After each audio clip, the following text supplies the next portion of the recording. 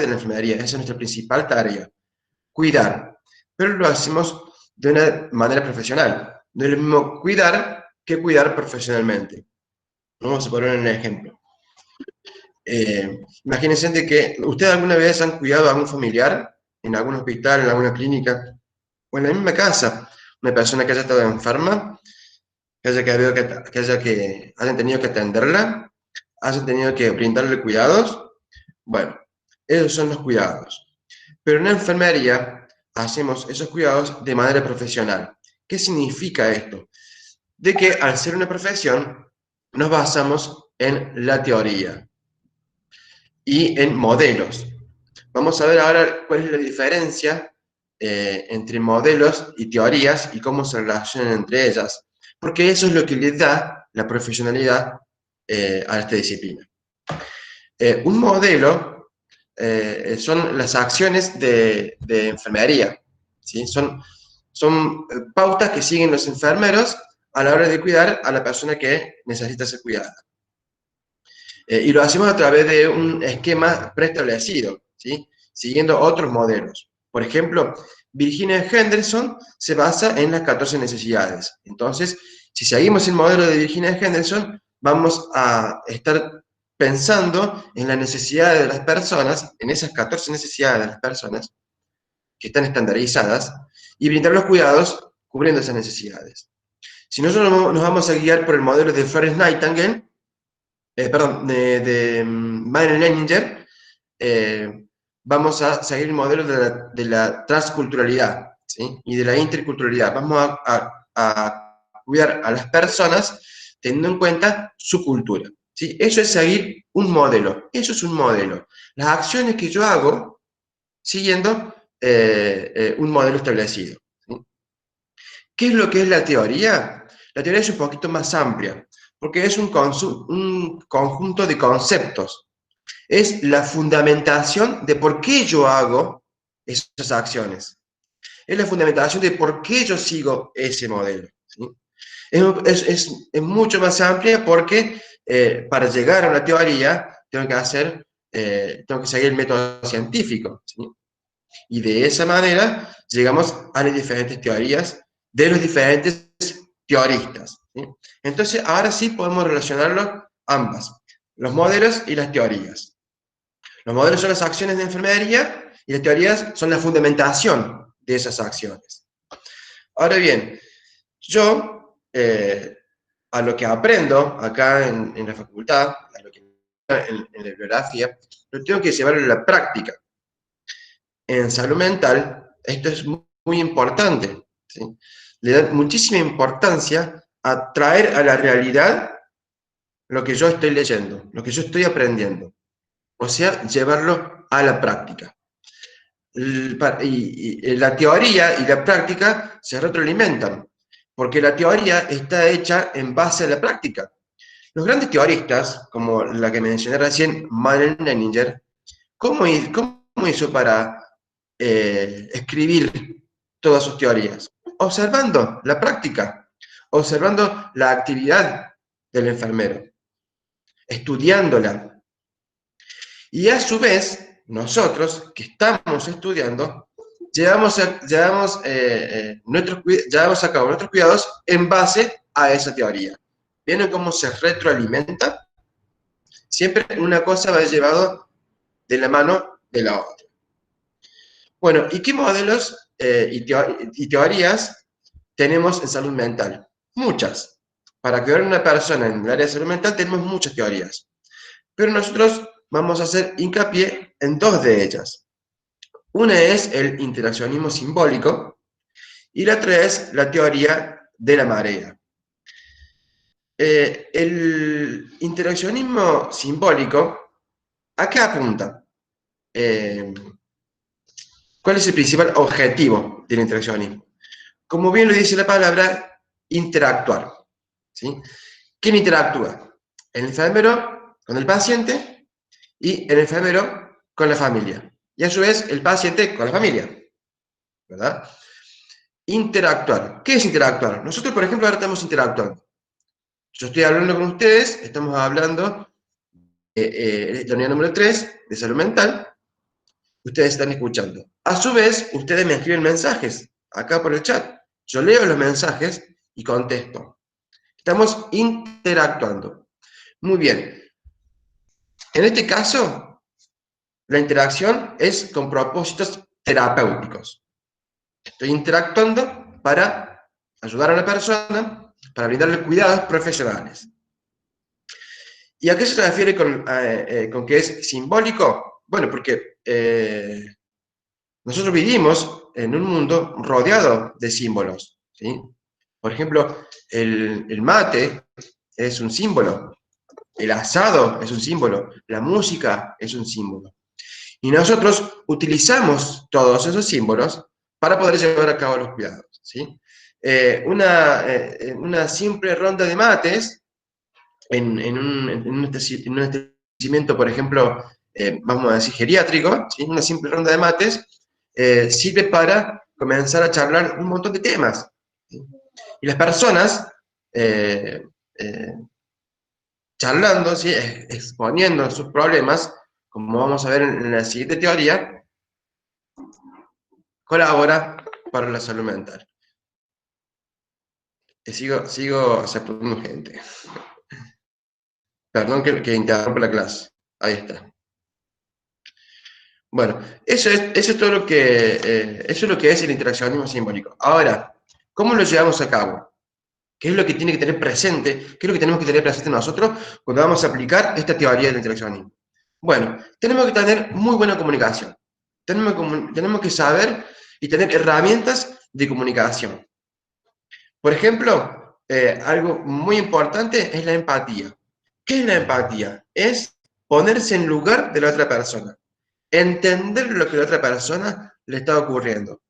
Una vez que nosotros nos posicionemos en el lugar de la persona, que estemos en sus zapatos, ahí vamos a entender el problema que tiene y ahí vamos a tener un abordaje distinto de los cuidados, ¿sí? Porque lo vamos a cuidar teniendo en cuenta todo lo que la persona está diciendo. Por eso, la escucha es muy importante, la escucha activa. Bueno, entonces, una de las cosas muy importantes para aplicar la teoría del interaccionismo es la comunicación. Y, como le dije recién, la empatía.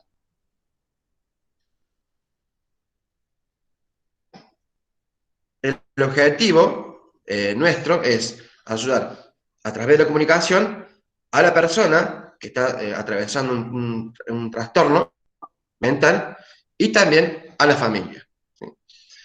Muy bien, esa es la teoría del interaccionismo. No es muy larga. Un poquito más larga es la teoría de la marea. La teoría de la marea también está muy ligado a la comunicación.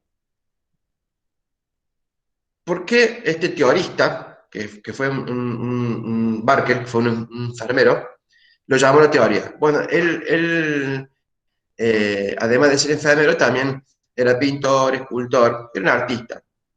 Y bueno, él pensó en los problemas, en los trastornos mentales, de una manera, y en los cuidados a estas personas, de una manera artística, ¿sí? Entonces, decidió llamarlo a la marea. ¿Por qué? Porque se imaginaba a la marea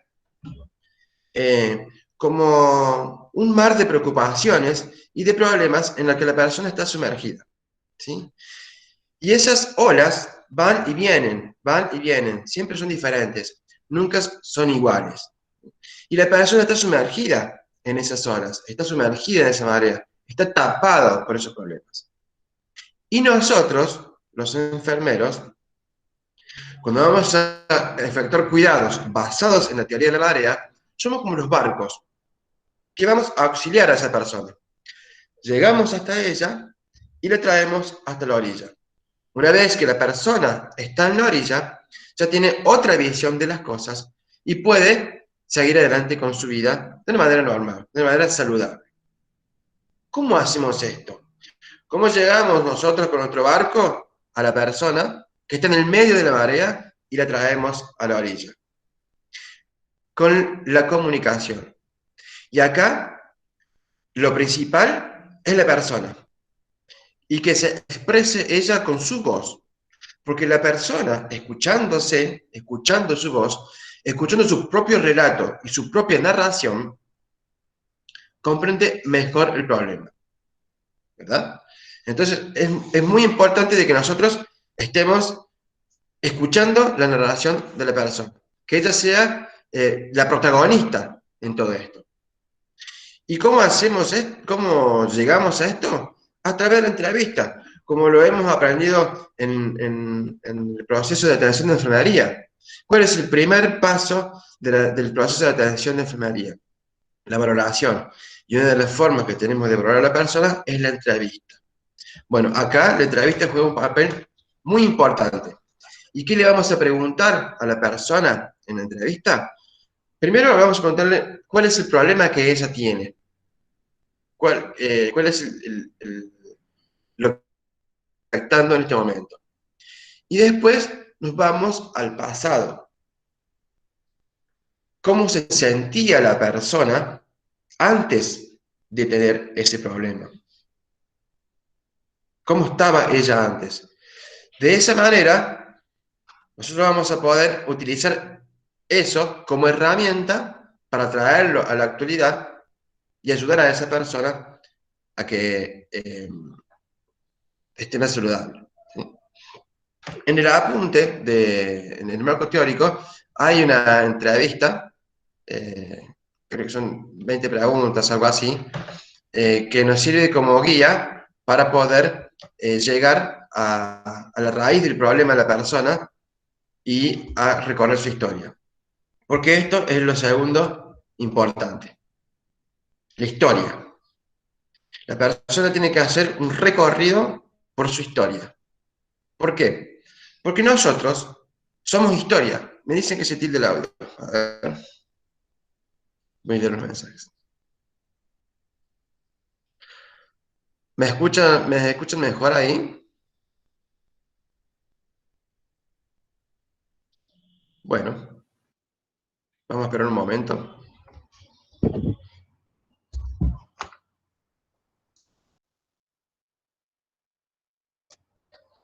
Bueno, me escuchan bien ahí, ¿verdad? Bueno, sigamos. Estamos en la historia. Bueno, yo soy mi historia. Todo lo que yo viví en mi vida, todo lo que yo puedo contarte de mí, todo lo que yo puedo narrarte de mí, ¿sí? Soy yo. Yo soy mi historia. Ustedes también. Todo lo que ustedes han pasado en el curso de su vida, toda su historia son ustedes. Por eso, la teoría de la marea hace insistencia en la historia. Hay que escuchar a la persona toda su historia. Y de esta manera vamos a poder, una vez que nosotros hemos comprendido y hemos utilizado, por ejemplo, la empatía que utilizamos en el interaccionismo, una vez que nosotros hemos comprendido a la persona, hemos utilizado la empatía, nos hemos puesto en el lugar de la persona, ahí recién vamos a planificar los cuidados con las personas. A ver, un momento que quería decir algo importante que no relacionado con esto, que no se me fuera. Aquí está. Esto es un continuo de cuidado. ¿Sí? Tenemos tres tiempos. El cuidado inmediato, el cuidado de transición y el cuidado para el desarrollo. El cuidado inmediato es corto, ¿sí? Es lo que es el apoyo que nosotros vamos a dar a la persona a corto plazo. Y en esta parte, nosotros intentamos, junto con la persona, encontrar la solución al problema que esta persona tiene. Esto se hace en el primer momento, en el cuidado inmediato. Luego le sigue el cuidado de transición. Ahí nosotros ya nos alejamos un poco, ¿sí? Porque ya acá ya empiezan a intervenir otras personas, por ejemplo, la familia, otros profesionales, ¿sí? La persona es como que ya está encontrando el problema o la raíz de su problema, ¿sí? En este momento. Y después tenemos el cuidado para el desarrollo, que es la tercera etapa, que esto es un proceso largo, ¿sí? No es un proceso extenso. ¿sí? En todo este proceso, la persona ha podido encontrarse a sí mismo, ha podido encontrar la raíz de su problema y ha podido encontrar la forma de solucionarlo, ¿sí? Entonces, eso es lo que es la teoría de la marea. Vamos a tener en cuenta los 10 compromisos de esta teoría, de la marea, ¿sí? Estuvieron bien, se los voy a mencionar ahora. Uno es valorar la voz. Como les dije anteriormente, la narración de la persona, ¿sí? Contar su propia historia con su propia voz, escucharse a ella misma, es, es lo que la ayuda, ¿sí? Es una ayuda importante. Respetar el lenguaje de la persona, desarrollar la curiosidad genuina. Esto lo hacemos a través de preguntas. Preguntar, no preguntar por preguntar, sino preguntar interesadamente. La persona tiene que sentir nuestro interés. Al principio la persona va a estar muy reacia, porque no es que yo ando por la vida con todos mis problemas así porque sea cualquiera. No, nosotros tenemos que tener que lograr la apertura de esa persona, que esa persona pueda confiar en nosotros, ¿sí? Y a través del diálogo sincero, la persona se va a ir, como diciendo, soltándose cada vez un poquito más. Llegar a ser el aprendiz. Uno tiene que aprender de la otra persona. Porque bueno, nosotros sí tenemos las teorías, tenemos los modelos y sabemos cómo llegar al cuidado de esa persona. Pero nosotros tenemos que escuchar a esa persona para saber cómo vamos a solucionar el problema. Porque no todos los problemas son iguales, no todas las personas son iguales. Y no todos los momentos de la vida de la persona son iguales. Es una marea, son cambios constantes. Por lo tanto, nuestros cuidados también van a ir cambiando constantemente. Revelar la sabiduría personal, ser transparente, utilizar el equipo de herramientas disponible, trabajar un paso más allá. Sigo hablando de los 10 compromisos. Siempre en el familia está un paso más allá. Siempre está pensando por anticipado qué es lo que va a ocurrir y cómo solucionar eso que va a ocurrir. Dar el don del tiempo y saber que el cambio es constante, es lo que le decía recién, siempre va cambiando. Bueno, a ver, voy a leer algunas de las preguntas que me están haciendo antes de continuar. Dice, ¿cuál o cuáles serían puntualmente los aportes al cuidado de la enfermería? A ver un momento.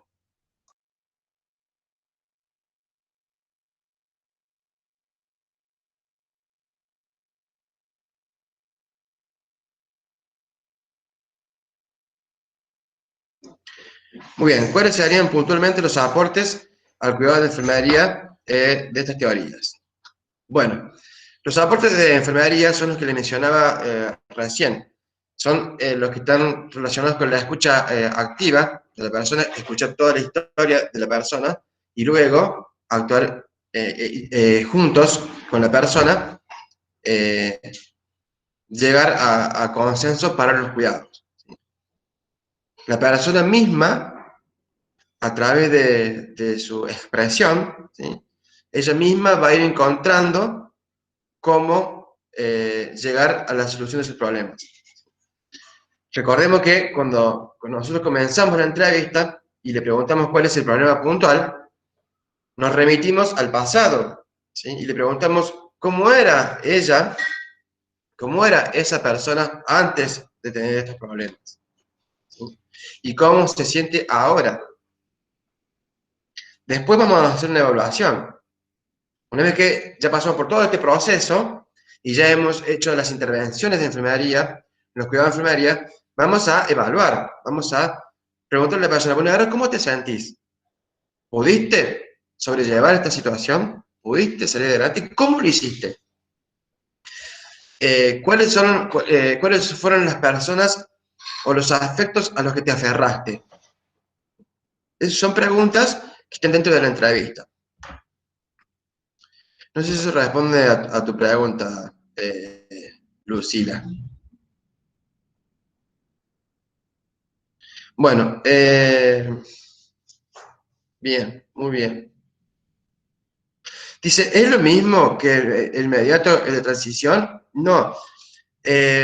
Nos ubiquemos nuevamente. El continuo de cuidado tiene tres etapas. Cuidado inmediato, cuidado de transición y cuidado para el desarrollo. Son tres tiempos diferentes. El inmediato son las acciones que yo hago a corto plazo. ¿Sí? Tenemos un tiempo limitado, un tiempo corto. ¿Sí? Acá ya buscamos soluciones a los problemas. En el cuidado de transición, yo ya no estoy tan presente. Ya es como que los vamos dejando un poco más solos, el paciente. No solo en soledad, digamos, porque nunca está en soledad, solo de nosotros. Nosotros nos vamos a apartar, pero la persona está rodeada de su familia y de otros profesionales. Ese es el cuidado de transición. El otro es el que nosotros tenemos participación activa en el inmediato y es a corto plazo. Son dos etapas diferentes, ¿no? Y después está la de desarrollo, que es la última. Bueno, ¿alguna otra pregunta? No. Bueno, esto sería, en resumen, lo que es la teoría de la marea. ¿Sí? Hay mucha relación entre una y la otra, entre la teoría del interaccionismo simbólico y la teoría de la marea. Pero la teoría de la marea es más extensa, es un poco más interesante, y tenemos un poco más de herramientas. Recuerde que lo principal en la teoría de la marea es que la persona reconstruya su historia, que nos cuente su historia, que nosotros le hagamos una entrevista y esa persona con su voz, con sus relatos, descubra la raíz de su problema y la solución al mismo.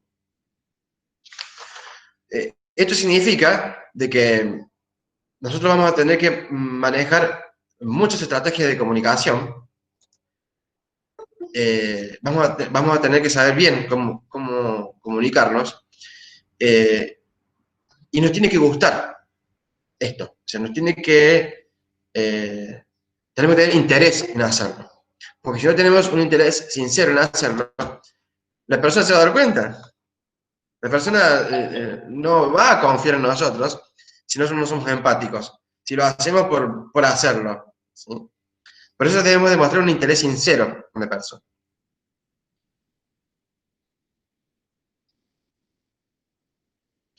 Muy bien lo que dice Ariana. Dice, somos el barco, como dijiste, pero no significa que llevemos el timón, somos el medio. Es muy interesante tu aporte. ¿Sabes por qué? Porque nosotros somos la persona que va a guiar. Somos lo que vamos a guiar el cuidado, lo que vamos a guiar la intervención. Pero la principal protagonista va a ser la persona. Porque ella es la que va a participar con nosotros en el esquema de cuidados, en el esquema de la intervención. Porque es ella la que tiene que mejorar psíquicamente. Tiene un protagonismo puro.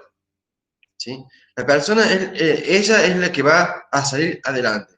Nosotros la vamos a ayudar a salir adelante.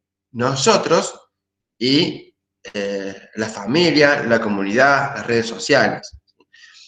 En eso me quería meter ahora, en la comunidad, en las redes sociales, en la familia. ¿Sí? Bueno, vamos a avanzar para hablar de ello con la siguiente unidad, que es la promoción y la prevención de los problemas de salud mental de la actualidad. Me tomo un mate para mojar el lengua.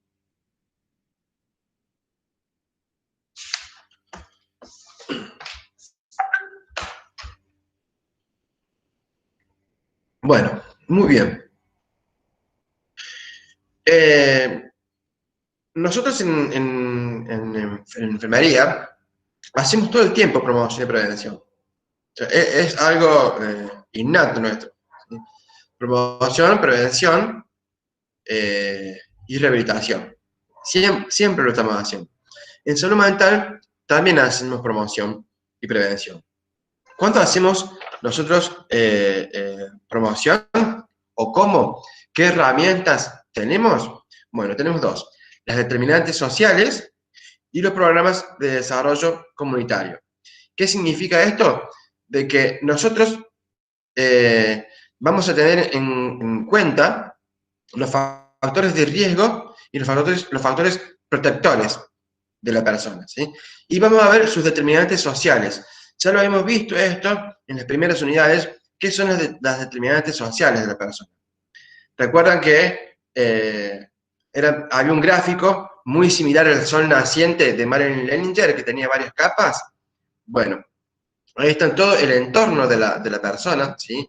Lo primero, en el centro está la genética, la familia, cómo fue criada la persona. Y después alrededor tenemos donde la persona se desenvuelve, su entorno, su contexto, ¿sí? Bueno, nosotros tenemos que ver qué herramientas podemos tomar de ahí, perdón, qué elementos podemos tomar de ahí, de sus determinantes sociales, para poder utilizarlo como herramienta. ¿Qué elementos puedo tomar de ahí para utilizarlos como herramientas para ayudar a esta persona? ¿Sí? Y lo otro son los programas de desarrollo comunitario. Aquí entran en juego las redes sociales, ¿sí? ¿Qué tenemos en la comunidad? Tenemos el club, la iglesia, la escuela, la salita o dispensario o el centro de salud, como lo quieran llamar, las instituciones de salud propiamente dichas, ya sean monovalentes o polivalentes, el centro vecinal, la escuela, no sé si lo mencioné. Todas estas redes sociales, ¿sí?, son las que nosotros tenemos que utilizar como herramientas para ayudar a la persona, ¿sí? Porque la persona está inserta en la sociedad, no está sola en el mundo. Está inserta en una sociedad, está rodeada de personas, está rodeada de un contexto, está rodeada de personas y de situaciones. Y es a ellas, a esos elementos, a los que tenemos que acudir como herramientas. ¿Bien? Esto es en cuanto a promoción. Hacemos mucha promoción nosotros. Por ejemplo, en un geriátrico recién hablaba de hacer una ronda de mates, ¿sí? En donde la persona se pueda expresar y contar lo que le pasa, ¿sí? O, por ejemplo, podemos hacer en un geriátrico la fiesta del rey y la reina, ¿sí? Entonces ahí los gerontes van a estar prestando atención a su imagen, que la tienen ya muy descuidada porque ellos están en su cabeza tienen las enfermedades físicas, los problemas que la aquejan y han dejado como de lado su imagen física, ¿sí? Entonces, hacerlos reencontrar con su imagen física es una ayuda para su alma, para su espíritu, ¿sí? Entonces, hacer este tipo de actividades es, es hacer promoción, ¿sí? Y con respecto a la prevención, también también es tan amplio como la promoción, ¿sí? Pero ya no solamente la prevención de una enfermedad mental, o de un trastorno mental, mejor dicho, ya no corre solamente por nuestra cuenta, por la cuestión de la enfermería, ¿sí? ¿Por qué? Porque acá vamos a hablar de estrategias.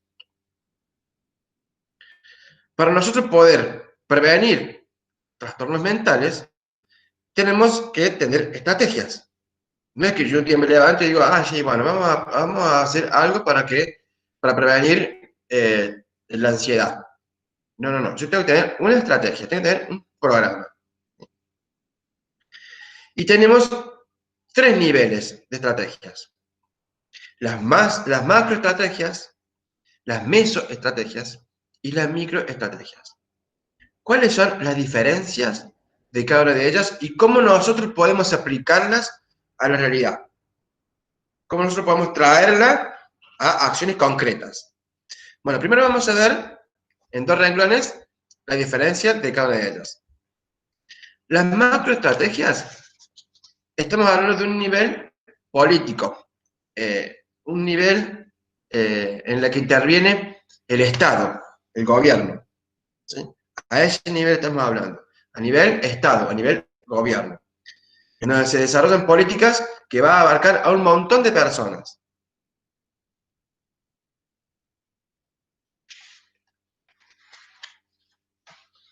Para la promoción no usamos estrategias. Sí, por supuesto que usamos estrategias para la promoción. Sí, sí. Usamos estrategias. Las formulamos nosotros. Nosotros formulamos las acciones de promoción. Pero a lo que yo me estoy haciendo referencia ahora, en esto que es la prevención, es que ya hay un modelo de estrategia. ¿Sí? Hay 3 modelos de estrategias. A eso me estoy refiriendo. Bueno, estaba hablando de las macroestrategias. Son las que son a nivel político, ¿sí? Que abarca a un número de personas. Después están las mesoestrategias. ¿Sí? Las mesoestrategias son del nivel educativo. Acá entran en juego las instituciones, o las redes sociales, nosotros mismos. Y después están las microestrategias, que son ya el nivel familiar. ¿Sí? La ayuda a partir de la familia de la persona. ¿Sí? Bueno, vamos a hablar de la primera estrategia, que es la macroestrategia. Vamos a dar un ejemplo concreto para que podamos entender. Las macroestrategias son estrategias para prevenir enfermedades mentales en un gran número de personas, en una población. ¿Sí? ¿Y cómo lo hacemos? ¿Cómo lo hace el Estado? A través de programas. Existen un montón de programas de acuerdo al problema al que se ataque, programas de vivienda, programas de salud, tenemos un montón de programas de salud, programas educativos, ¿sí? Por ejemplo, vamos a abordar el tema de la vivienda, ¿sí? El marco teórico dice así textualmente: los efectos que una mejor vivienda ejerce sobre la salud inducen mejoras en la salud física y mental y menor tensión mental. ¿Qué significa esto? ¿A qué hacemos referencia con esto? Tener una vivienda propia ayuda a nuestra salud mental. ¿Por qué? Porque si no tenemos vivienda propia, vamos a vivir alquilando. Vamos a gastar un montón de plata en alquiler. Tenemos que trabajar para pagar el alquiler. El alquiler ahora no es barato, es caro. Tenemos que tener dinero para pagar el alquiler y ese dinero no lo podemos utilizar para otras cosas. Para vestimenta, para comida, para darnos un gusto. ¿Sí? Entonces todo eso genera estrés, genera ansiedad. ¿Sí? Y ya estamos entrando a los trastornos mentales. ¿Sí? Entonces, ni hablar de la persona que no tiene nada, que no tiene ni siquiera trabajo, que vive en la calle, ¿sí? Que duerme en una plaza, que duerme en una vereda, en la puerta de un edificio. Acá en Córdoba vemos millones de casos de esos. Bueno, todo eso se puede prevenir. Por ejemplo, a través de programas de vivienda. El gobierno ha establecido programas de vivienda como, por ejemplo, se me ocurre ahora el programa Procrear. ¿Sí? Un programa que tienen acceso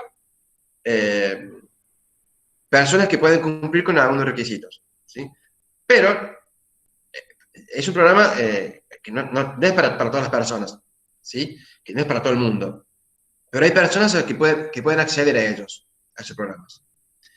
Y entonces ya puede solucionar su problema de vivienda. Entonces, ¿me entienden cuál es el ejemplo concreto? La macroestrategia es abordar el problema de la vivienda. ¿Cómo? A través de un programa de vivienda, como el programa Procrear. Dije Procrear por decir un caso. ¿Sí? La asignación universal por hijo también es un programa del gobierno, ¿sí? Para prevenir. Podemos lograr mejoras en un montón de campos con las macroestrategias.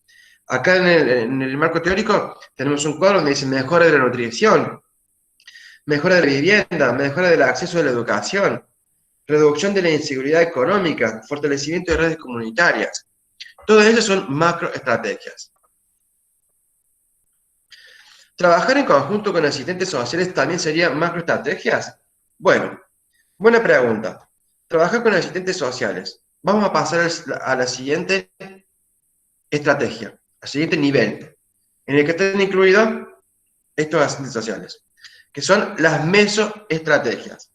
En las mesoestrategias, ya ahí entra en juego el nivel educativo, ¿sí? El nivel educación. Con nosotros ya tenemos una interacción, una mayor interacción con las personas, ¿sí? Ya no estamos hablando de programas del Estado, ya estamos hablando de interactuar con la persona. ¿A dónde interactuamos con la persona? Miren, yo le voy a dar un ejemplo. Cuando yo estaba en el primer año, que tuve que rendir en enfermería comunitaria, a todos los grupos, un grupo de 4 o 5 estudiantes, nos otorgaban un centro de salud, ¿sí? Como seguramente tocó a ustedes también. A mí me tocó el centro de salud del barrio Villa Libertador, centro de salud número 41 es, me acordé del número ahora. Y yo le decía, ¿cómo voy a hacer yo para llevar a cabo mis estrategias de promoción y prevención si yo no tengo acceso a la gente? Pero cuando yo llegué al centro comunitario, al centro de salud, me di cuenta que tenía mucho acceso a la gente, ¿sí? Porque la gente que acude al centro de salud, ¿sí? Acude a buscar la leche, acude a buscar, voy a admitir a alguien que esté riendo. Admitir, ahí está, perdón, sigo admitiendo algo. Va a buscar la leche, va a buscar las pastillas anticonceptivas, va al odontólogo porque tiene caries, va al servicio de psicología, ¿sí? Y esas personas, ahí es el momento en el que uno puede abordarlas. Y no es que uno no lo pueda hacer, sí lo puede hacer. Una de las tareas que yo tenía que hacer en ese momento era entrevistar a todas las personas que estaban en la sala de recepción para conocer su entorno, su contexto, ¿sí? Dónde vivía, con quién vivía, cómo era la casa, si tenían los servicios esenciales, si tenían trabajo, de qué trabajaban. Y en esa interacción, en esa entrevista con la persona se soltaba y te contaba un montón de cosas y vos sabías ya cómo vive la persona, cuáles eran sus principales problemas, cuáles eran los principales problemas del barrio. Entonces, yo ya conociendo cuáles eran los principales problemas del barrio, yo ya sabía qué tema abordar. ¿Sí? Si tenía que abordar el tema de la delincuencia juvenil, si tenía que abordar el problema de las ETS, si tenía que abordar el problema de la violencia en la familia, la violencia de género. Tenía, pero un montón, un abanico impresionante de problemas para abordar, ¿sí? Entonces, es ahí donde uno aprovecha para educar a la persona, ¿sí? En este caso, yo le mencioné simplemente una sola institución, le mencioné el centro de salud, nada más. Pero hay un montón de redes sociales en las que en la que la comunidad puede participar para que la persona pueda recibir estrategias de promoción y de prevención. Vamos a mencionar un ejemplo de lo que dice aquel cuadro. Por ejemplo, a ver,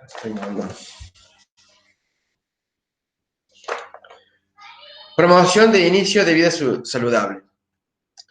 Dice actualmente así: los programas de intervención temprana representan una poderosa estrategia de prevención.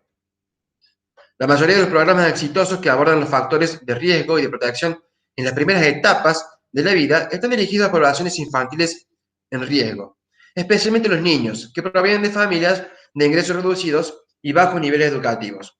Bueno, ¿cuál es la mesoestrategia? La promoción de vida saludable desde el inicio. Desde cuando el niño es chiquito, es un lactante, es un infante, y más atrás también, desde cuando la madre está embarazada. Bueno, esa es la mesoestrategia, apuntar a ese problema, apuntar a que la persona lleve una vida saludable desde el inicio, desde lo más temprano posible. Esa es la mesoestrategia. Ahora, ¿cuáles son las acciones? ¿Cómo traigo yo a la realidad esa estrategia? ¿Qué tengo que hacer? Programas de intervención realizadas en los hogares durante el embarazo. Programas prenatales y de la infancia a través de visitas al hogar. Estas son acciones concretas, ¿no? Acciones concisas. Ir al hogar a mostrar el programa a la mamá. Mire, mamá, usted puede venir acá a la salita porque va a ser atendida de manera gratuita, no se le va a cobrar nada, se le va a dar leche. Programas de capacitación a los padres en la crianza de los hijos. Programas preescolares universales tales como la lectura para familias, clínicas para evaluaciones de la salud, programas organizados de recreación y televisión que transmitan habilidades de lectura a nivel de escuela primaria y fomenten los valores socioemocionales. Yo les acabo de leer textualmente lo que dice el marco teórico para que ustedes puedan observar de que tenemos lo que es la mesoestrategia, a dónde yo voy a apuntar, y cómo lo voy a hacer, qué acciones voy a llevar a cabo para hacer prevención y promoción y prevención. Y por último, tenemos las microestrategias, que acá ya, como dije al principio, está involucrada la familia, ¿sí? Vieron que cada vez se va achicando más las personas que están involucradas. En la macroestrategia hablamos del Estado, ¿sí? Entonces se hace programas para las masas de las personas. En las mesoestrategias estamos hablando de la comunidad, de la gente que nos rodea, ¿sí? De las instituciones. Y en las microestrategias ya estamos hablando de la familia, ¿sí? De un nivel familiar,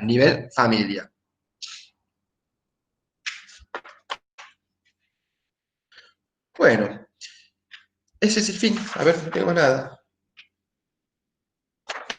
Sí. Bueno, no sé si tienen alguna pregunta, si hay algo que no entendieron, pero en resumen, y les repito, en resumen, esto es lo que van a ver en el examen. Lean, investiguen, hagan las actividades, vean los videos. ¿Por qué le ponen videos? ¿Por qué le ponen películas? ¿Por qué le dicen que hagan entrevistas? Porque las películas están tomadas de la realidad.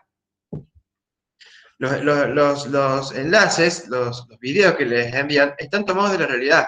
Y ustedes tienen que llevar la teoría a la realidad. Hay un video que habla de no sé si una psicóloga o no sé qué es, que habla de cuando ella era pobre, ¿sí?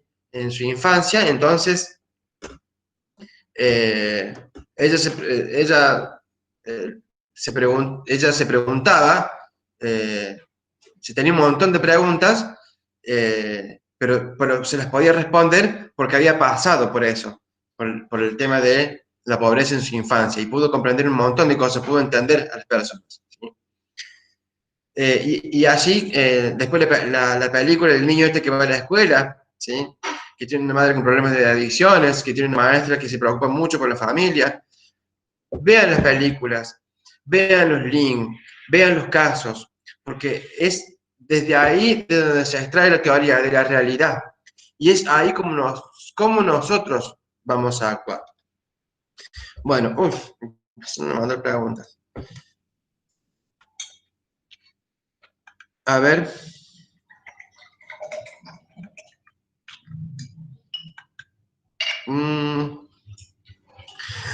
Acá me he quedado. Trabajar en conjunto con asistentes sociales también sería macroestrategia. Bueno, serían mesoestrategias. Ahí me he quedado. Dice, ¿pero esos programas no son del Estado o son organizados por los centros de salud? La estrategia se dirige a que vos promociones el programa. Eso sería la parte de la acción de la mesoestrategia. Se te está haciendo un dulce de leche, es una mezcla. Bueno, mira.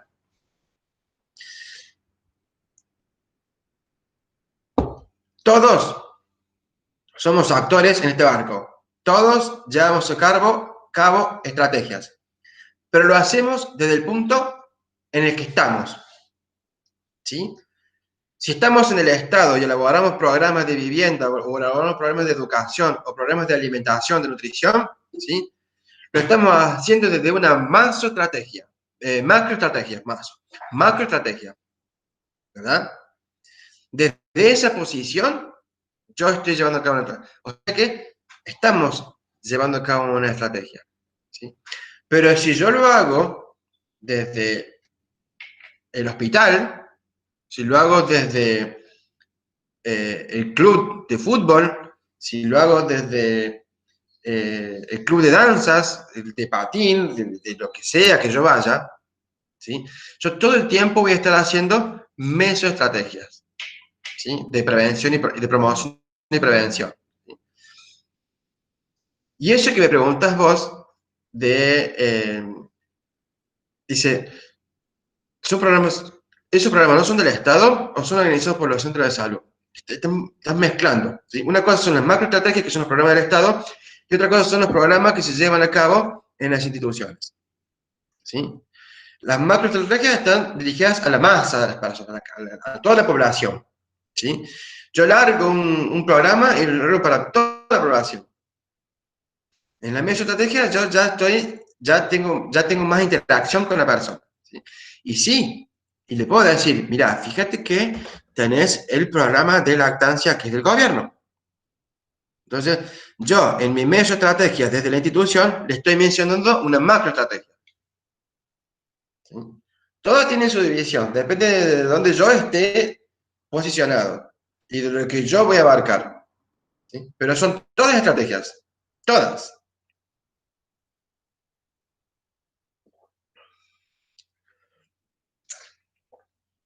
Claro, cuando yo te digo programas, ahí se te hace lío porque pensás, bueno, sí, los programas del gobierno o los programas de la salita, ¿sí? Todos tenemos un programa, ¿sí?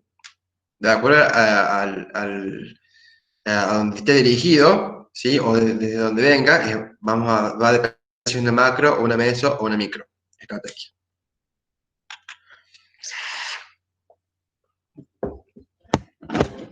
¿Cómo fue el examen del año anterior para saber qué iban a tomar niños? Sí me acuerdo.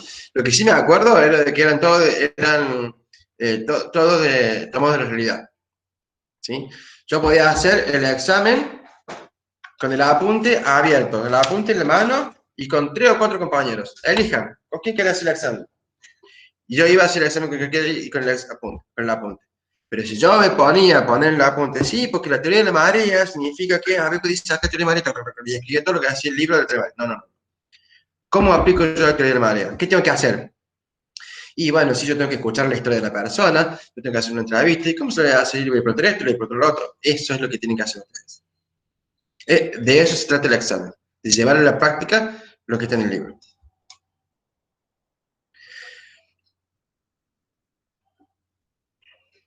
Eliana, bueno, muy bien el aporte, gracias por el aporte que hace Macro a nivel Estado, planes, planes y programas, ¿sí? Meso, instituciones, programas, también tiene programas a nivel institucional, y micro, familia, individuo. Está perfecto, sí, es así. Bueno, a ver.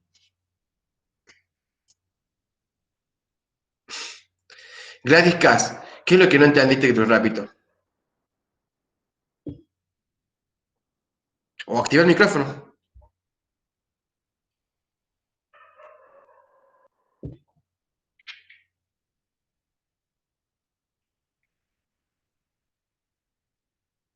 Bueno, se nos fue Gladys.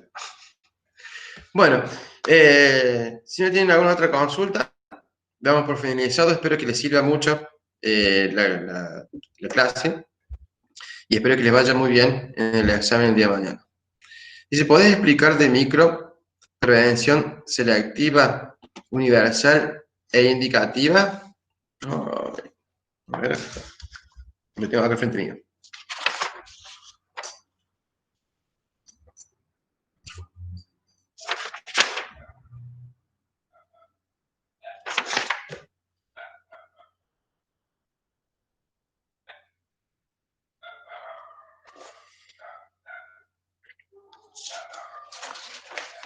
Entonces yo miro la punta y te siguen preguntando.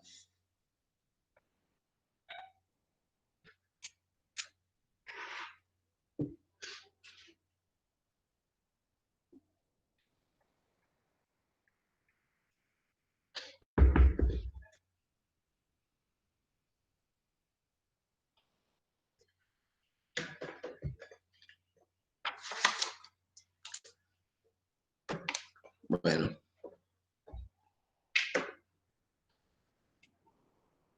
Las microestrategias consisten en intervenciones específicas, dice aquí el arco teórico. En ellas se analizan los programas y políticas efectivas para la prevención universal, selectiva e indicada de los trastornos mentales en general y particularmente de la depresión. Los trastornos de ansiedad, trastornos de alimentación, trastornos relacionados con el uso de sustancias, trastornos psicóticos y conducta suicida, entre otros. ¿A qué hace referencia todo esto? Es cuando nosotros establecemos una estrategia vinculada a un problema en particular, ¿sí? Por ejemplo, la bulimia y la anorexia. Entonces yo voy a trabajar con la persona y con la familia con estrategias con promoción y prevención, mejor dicho, de la bulimia y la anorexia, ¿sí? Ya estoy hablando de un problema puntual, ¿sí? En este caso, la bulimia y la anorexia no solamente es un problema físico, sino también mental, porque por algo yo hago lo que hago, ¿sí? A eso se refiere, a actividad con la persona y con la familia con un problema puntual que tenga la persona.